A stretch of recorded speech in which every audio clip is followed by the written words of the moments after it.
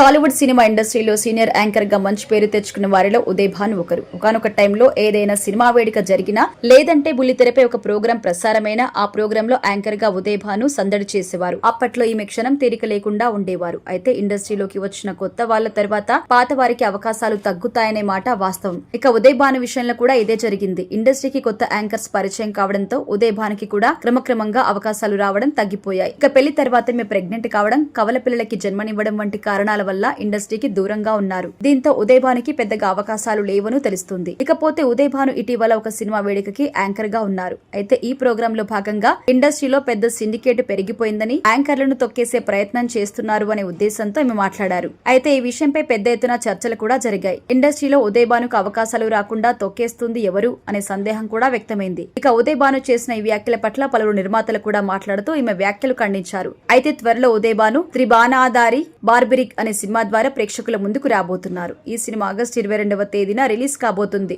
ఈ నేపథ్యంలో ప్రమోషన్ కార్యక్రమాలు కూడా స్టార్ట్ చేశారు. ఇక ఈ సినిమా ప్రమోషన్ లో భాగంగా ఉదయ్ భానుకు ఇదే విషయం గురించి ప్రశ్నలు ఎదురయ్యాయి. ఈ సందర్భంగా ఒక రిపోర్టర్ ఈమెను ప్రశ్నిస్తూ మీరు యాంకర్లకి అవకాశాలు రాకుండా తొక్కేస్తున్నారు అంటూ మాట్లాడారు. నిజంగా అలాంటివి జరుగుతున్నాయా అంటూ ప్రశ్న వేశారు. ఈ ప్రశ్నకు ఉదయ్ భాను సమాధానం చెప్తూ నేనెప్పుడు మాట్లాడినా నిజాలే మాట్లాడతాను అంటూ ఈమె ఇండస్ట్రీలో యాంకర్లను తొక్కేస్తున్నారు అని చెప్పకనే చెప్పేసింది.